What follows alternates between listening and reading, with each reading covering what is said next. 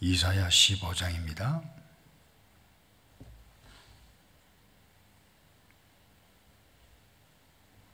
1절입니다. 모압에 관한 경고라. 하룻밤에 모압 알이 망하여 황폐할 것이며 하룻밤에 모압 기르가 망하여 황폐할 것이라. 그들은 바윗과 디본 산당에 올라가서 울며 모압은 느보와 메드바를 위하여 통곡하는도다. 그들이 각각 머리카락을 밀고 각각 수염을 깎았으며 거리에서는 굵은 배로 몸을 동였으며 지붕과 넓은 곳에서는 각기 애통하여 심히 울며 헤스본과 엘르알레는 부르짖으며 그들의 소리는 야하스까지 들리니 그러므로 모압의 군사들이 크게 부르짖으며 그들의 혼이 속에서 뜨는도다. 내 마음이 모압을 위하여 부르짖는도다. 그 피난민들은 소알과 에글랏 슬리시아까지 이르고 울며 루힛 비탈길로 올라가며 호로나임 길에서 패망을 울부짖으니 니물은 물이 마르고 풀이 시들었으며 연한 풀이 말라 청청한 것 없음이로라. 그러므로 그들이 얻은 재물과 쌓았던 것을 가지고 버드나무 시내를 건너리니 이는 곡성이 모압 사방에 둘렀고 슬피 부르짖음이 에글라임에 이르며 부르짖음이 부엘 엘림에 미치며 디몬 무리는 피가 가득함이로다. 그럴지라도 내가 디몬의 재앙을 더 내리되 모압의 도피한 자와 그 땅의 남은 자에게 사자를 보내리라. 아멘. 예수님께서 태어나시기 전에 약 700년 전 이사야 선지자를 통해서 남쪽 유다의 죄뿐만 아니라 앞으로 일어날 일들, 또 유다의 죄를 책망하기 위해서 몽둥이 막대기로 사용되었던 바벨론, 사실 그 당시에는 부강한 나라로 나타날 기미가 전혀 보이지 않았음에도 불구하고 앞으로 일어날 일들을 이사야 선지자에게 주셨는데 그 가운데 하나가 우리 모압의 그 패망할 것이라고 하는 것을 예언했는데 학자들에 의하면 모압이 망하기 전 약 3년 4년 전에 이 이사야 선지자에게 주셨던 말씀이다 그래요. 무엇에 관해서 말씀을 하고 있습니까? 모압의 멸망에 관했습니다.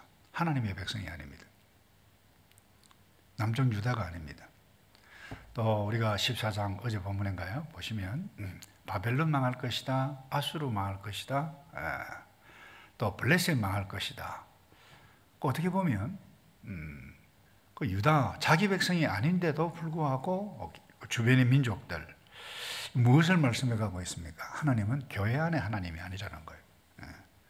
이스라엘만 다스리고 유다만 다스리는 것이 아니고 열방을 미국을 다스리고 한국을 다스리고 뉴질랜드를 다스리고 우리는 몰라요. 세계를 다스리는 분이 어제를 다스렸고 오늘 앞으로 미래까지 다스릴 것이다. 이건 놓치지 않기를 바랍니다. 그러나 왜 이와 같은 말씀을 주셨습니까? 이유는 딱 하나입니다. 그 어떤 죄도 용납하지 않는다는 거예요. 자기 백성의 죄는 말할 필요도 없이 엄밀히 이야기하면 그 학자들이 그래요. 왜 주셨을까? 유다 백성들 더 따갑게 경고하기 위해서 주변의 민족들에 관해서 이사야 선지자를 통해서 그들이 죄를 지으면 어떻게 되어지는지 정확하게 말씀해 주셨던 계시라고 그렇게 이야기를 하고 있습니다. 하나님은 열방의 하나님뿐만 아니라 죄는 반드시 그냥 내버려 두지 않는다. 어느 순간까지는 내버려 둬요. 돌아오라고 기다리는 거죠. 그런데 죄는 반드시 심판받는다는 거예요. 그것이 개인의 죄든 공동체의 죄든 국가의 죄든 열방의 죄든 반드시 죄값은 치르게 되어진다. 오늘 본문에 보면 이 모압에 참 우리가 발음하기도 힘든 이 지명들이 막 나오는데 대부분 큰 도시 그리고 작은 도시에 일어난 일들, 비정상적인 일들. 그런데 운다 그래서 애국한다, 통곡한다. 그 다음에 물에 피가 가득하다, 패망한다. 이 정상이 아니죠. 너무 이와 같은 일들이 일어나서 자기들이 섬기는 우상에게 수임을 깎고 그야말로 여러 가지 머리카락을 미는 이와 같은 일들을 하는데 다 우상을 섬기는 행위였다라고 하는 것을 드러내고 있습니다. 그래서 먼저 우리가 좀 나누고 가야 할 부분은 죄는 지어서는 안 된다는 거예요. 죄 지으면 안 됩니다. 죄는 먼저 하나님과 나 사이를 갈라놓습니다. 영적으로 둔하게 만듭니다. 그리고 반드시 처음에는 고통을 느꼈다가 이 죄를 계속 죄를 지으면 이게 무덤덤해집니다. 거짓말을 한 번 하고 한 번 했으니 이거 하면 안 되겠는데, 근데 상황이 자꾸 거짓말할 상황이 생겨요. 살기 위해서 습관화가 되어집니다. 그래서 죄는 잘하죠. 바늘 도둑이 소도둑 된다는 속담도 있잖아요. 근데 한 번 짓고 누구로부터 지적을 당하면 후회하는 정도가 큰데 또 지으면 둔감해집니다. 그리고 죄 짓는 것이 문화가 됩니다. 예수를 믿어도 마찬가지. 한 번 빠질 때는요, 주일 한 번 빠지면, 내가 어떻게 하다가 이래 됐지? 그냥 또 빠지게 돼요? 좀 그렇네. 이게 이제 계속 되어지면 무덤덤해져요. 둔감해진다는 거죠. 예수 믿지 않는 사람에도 양심이 있습니다. 양심을 좀 한 번 속일 때는 괴로워요. 그런데 계속해서 그 양심을 속이고 못된 짓을 하면 그 화인 맞은 양심이 되어지는 거예요. 여러분 소돔과 고모라 보세요. 처음부터 그렇지 않았습니다. 그런데 죄를 계속 짓다 보니까 죄 짓는 것이 동성애니 이와 같은 부분들이 남창들 이와 같은 부분들이 온 사방에 소돔과 고모라 있으니까 이게 그 문화가 돼버린 거예요. 그래서 우리는 특별히 죄를 죄로 여기지 못하는 이 영적인 둔감함은 백치죠. 그 자체가 이미 저주라고 봅니다.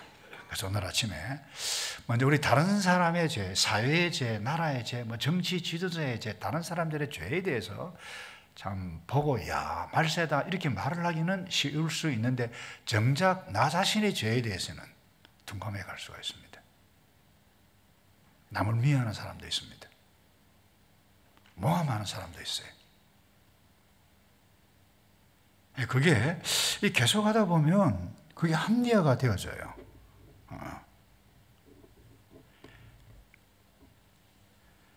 그래서 이 모압의 죄악, 이 잘못이 무엇인가? 여기 보니까 제가 조금 전에도 말씀드렸습니다만 기르, 느브, 메드바 이 다 대도시입니다.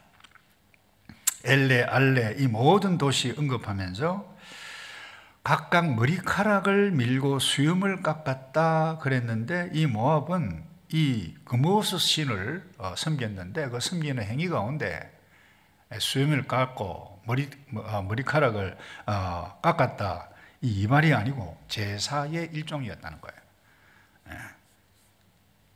그런데 이것을 이미 이 이스라엘 백성들이 가나안 땅에 들어가기 전에 이 모세를 통해서 율법을 통해서 그 가나안 족속들뿐만 아니라 주변의 이방 민족들이 행했던 이 우상을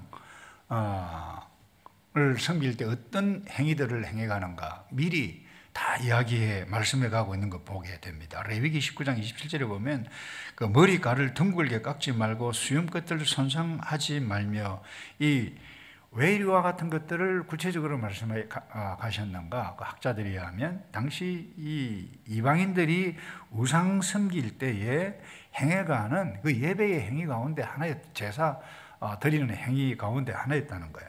그렇게 하지 말라는 거예요.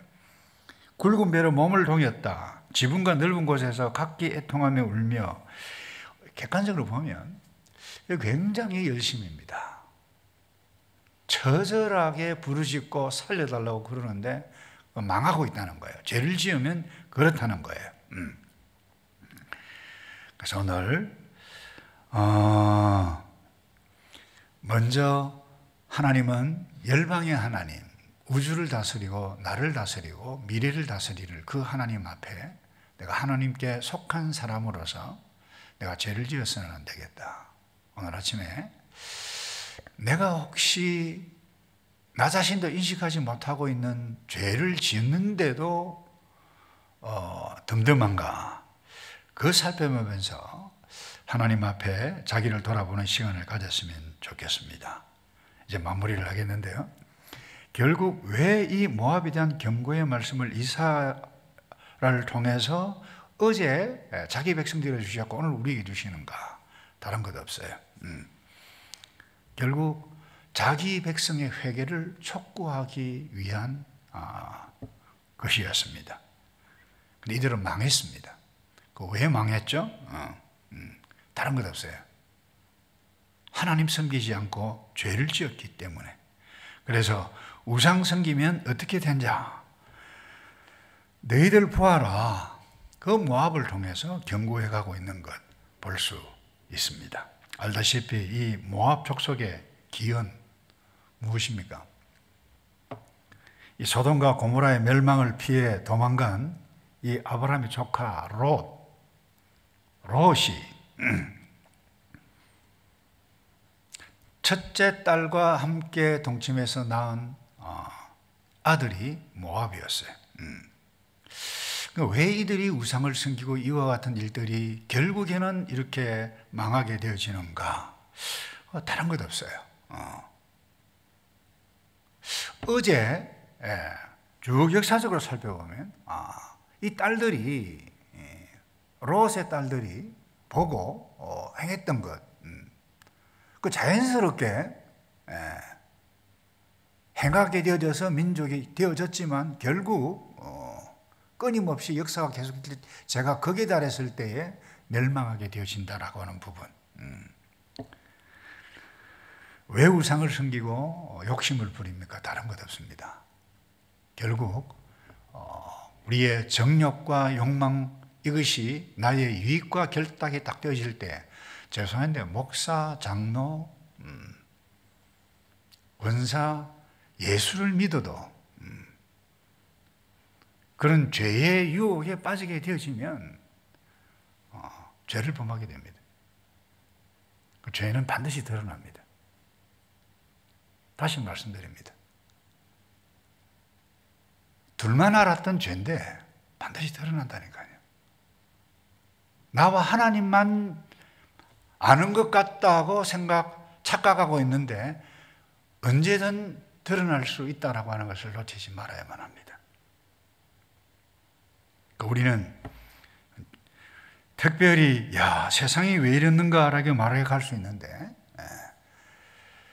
나 자신을 먼저 나 자신을 먼저 쳐다보아야 되지 않겠는가라고 하는 생각들을 해봅니다. 말씀을 정리합니다. 하나님은 영원하신 분이고 살아계신 분이에요. 우주를 다스리고 나의 모든 것을 아시는 분이고 나의 연약한 부분도 아시는 부분입니다. 그런데 그 연약함을 가지고 주님 앞에 나와서 주님 도와주십시오. 잘못됐습니다. 회개하면 하나님께서 막아주십니다. 보호하십니다. 지켜주십니다. 인도하십니다. 아니 원래 하나님은 심판하시는 하나님이 아닙니다. 사랑의 하나님이에요. 아담이 죄를 지었을 때 가죽옷, 짐승 잡아서 피를 흘려서 무화과 덮고 있는 꼴불견 아담 하바를 구하셨던 사랑의 하나님이세요. 근데 우리가 이것을 모르고 살게 되어지면 우리가 실수합니다. 하나님, 할 수 있으면 남은 생에 죄짓지 않고 하나님만 잘 섬길 수 있도록 도와달라고, 또 죄를 지었을 때 주님 앞에 나와 나를 구원하신 예수 그리스도 그분을 바라보며 회개해서 참 하나님 앞에 바로서는 하나님의 백성으로 살아가는 저와 여러분 되기를 주님의 이름으로 축복합니다. 찬송가 536장, 통일 찬송은 326장,